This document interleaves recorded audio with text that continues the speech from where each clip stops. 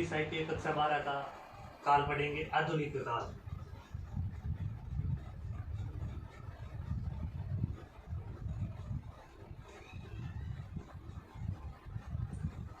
हिंदी साहित्य को टोटल 4 काल में बांटा गया है। चौथा काल है वो है आधुनिक काल।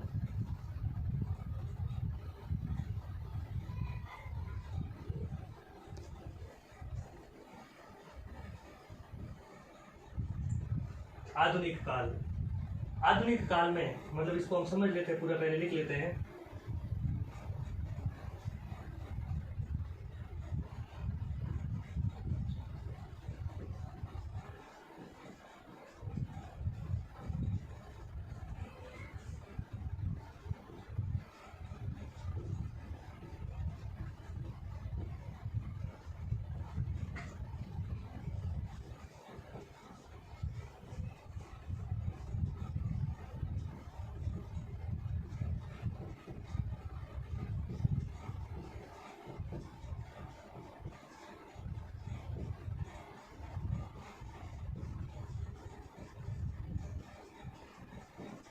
हिंदी साहित्य का जो आधुनिक काल है, जो हिंदी साहित्य की इस काल में हुई राजनीतिक घटनाएं या फिर आंदोलन है, उनका काफी इस पे प्रभाव पड़ा था। और इसी काल में जो गद्य साहित्य है उनका विकास हुआ था।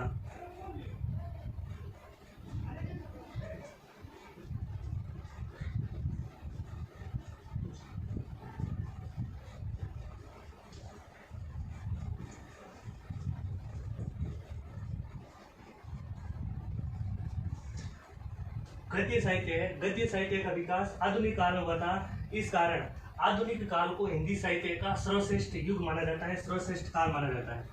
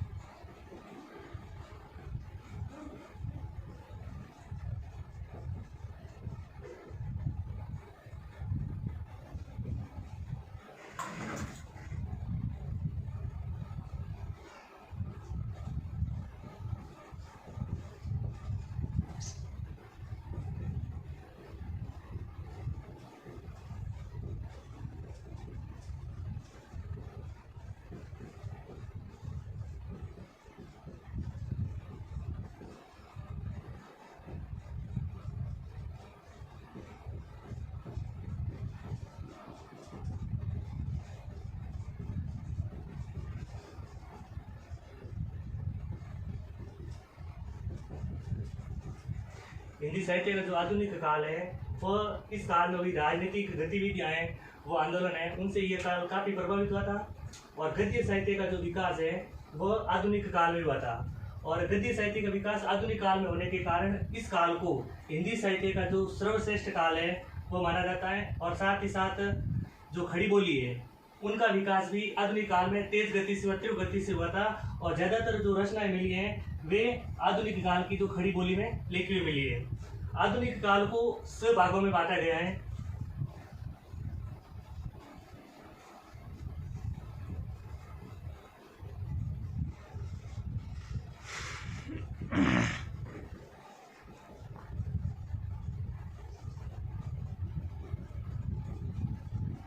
आधुनिक जो काल है उनको मुख्यतः 6 भागों में बांटा गया है। वे 6 भाग इस प्रकार हैं। सबसे पहले भारतीय युग, दूसरा है त्रिविध युग, तीसरा है साह्यवादी युग, चौथा है प्रगतिवादी, पांचवा प्रयोगवादी और छठा है नई कविता। इनको हम रख करके उन्हें सही तरीके से लिख रहे हैं। काल के प्रमुख 6 भाग।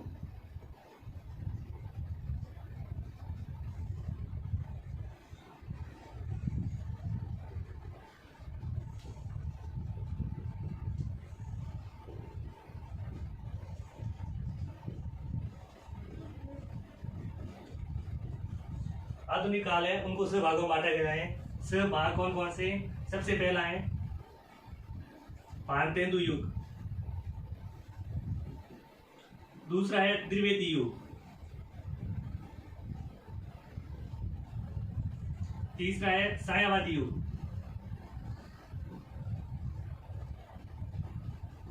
चौथा है प्रगतिवादी युग।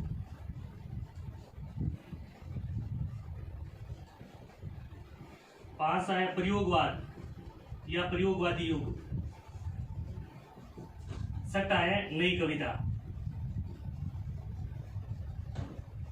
इनका अलग अलग टाइमिंग है। भारतेंदु युग है वह 1850 से लेकर 1900 ईस्वी तक। द्विवेदी युग है वह 1900 से लेकर 1920 ईस्वी तक। सायावादी युग है वह 1920 से लेकर 1937 ईस्वी तक। प्रगतिवादी है 1937 से लेकर 1943 ईस्वी तक। प्रयोगवाद है वह 1943 से 1950 ईस्वी तक।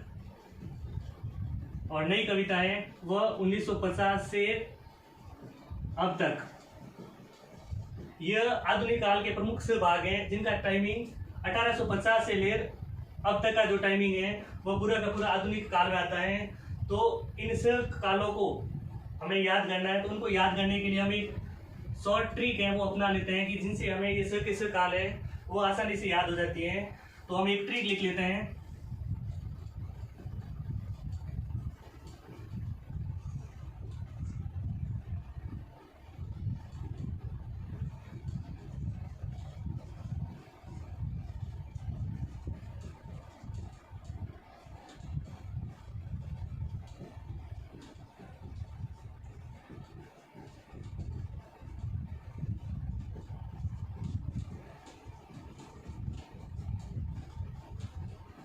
ये दो लाइनें एक ट्रिक हैं जिनसे हमें सर के सर आधुनिक काल के जो भाग है वे याद हो जाएंगे।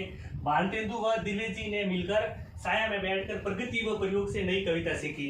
तो भारतेंदु से बनेगा अपना भारतेंदु युग, द्विवेदी से बनेगा द्विवेदी युग, और साया से बनेगा सायावादी युग, प्रगति से बनेगा प्रगतिवादी, प्रयोग से बनेगा प्रयोगवादी, और नई कविता से बनेगा नई कविता। और बाकी वाले सभी शब्द हैं वे साइलेंट रहेंगे। तो अब हम पहला युग पढ़ेंगे कि पहला युग कौन सा है। तो भारतेंदु युग है। भारतेंदु युग तो हम एक एक करके हम किस भागों को पढ़ेंगे। तो भारतेंदु युग है जिनका टाइमिंग काल है वह 1850 से लेकर 1900 ईस्वी तक।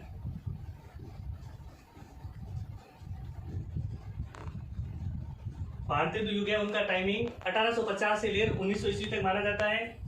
और इस युग के जो प्रवर्तक थे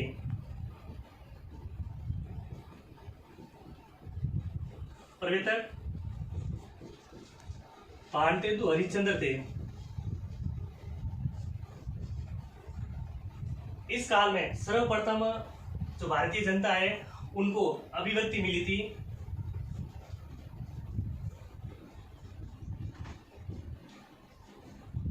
इस युग की रचनाओं से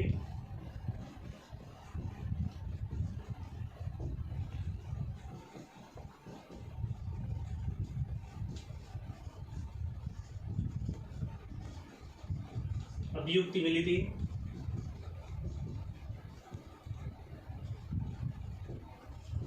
इस युग के प्रमुख कवि भारतेंदु हरिश्चंद्र, प्रताप नारायण मिश्र,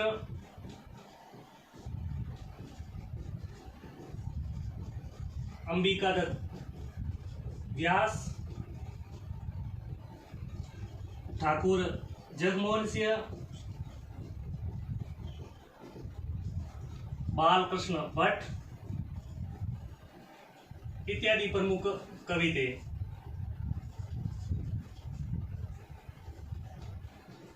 भारतेंदु युग है उनके प्रमुख कवि भारतेंदु हरिश्चंद्र, प्रताप नारायण मिश्र, अंबिकादत्त व्यास, ठाकुर जगमोहन सिंह, बालकृष्ण भट्ट इत्यादि इस युग के प्रमुख कवि माने जाते हैं। और एक आचार्य रामकृष्ण शुक्ल जी, इन्होंने इस युग के बारे में कहा था कि ये युग है एक प्रकार से बच्चे की तरह है जो कि बच्चे की तरह खेलता हुआ आया था। और इस युग में बच्चे की तरह निश्चलता, सरलता और अक्कड़पन है। तो एक सवाल आमतौर से आता है कि भाई आचार्य रामकृष्ण शुक्ल जी ने भारतेंदु युग की तुलना किससे की थी। तो बच्चे से की थी। किस प्रकार की थी कि जो भारतेंदु युग है वो बच्चे के समान खेलता हुआ आया था। और इस युग में बच्चे की तरह अकड़पन है, बच्चे की तरह जो निश्चलता है, आदि प्रकार जो भी गुण है वे बच्चे के समान ही है। इनका जो आगे का टॉपिक है वो हम कल पढ़ेंगे।